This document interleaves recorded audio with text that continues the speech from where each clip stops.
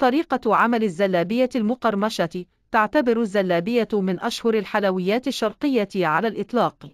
اليوم نقدم لكم أنجح طريقه للزلابيه وسر قرمشتها وهشاشتها وخفتها ومقادير الزلابية بالكوب وبالجرام وطريقه تخزين الزلابية الشهورة.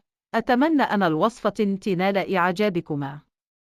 مقادير الزلابية المقرمشة: 300 جرام من الدقيق، 16 جرام من اللبن البودر، 30 جرام من السكر، 5 جرام من البيكنج بودر، 10 جرام من الخمير الفوري، 10 جرام من بودره الكاسترد، 22 جرام من النشا، 22 جرام من الزيت، رشه ملح، زيت للقلي.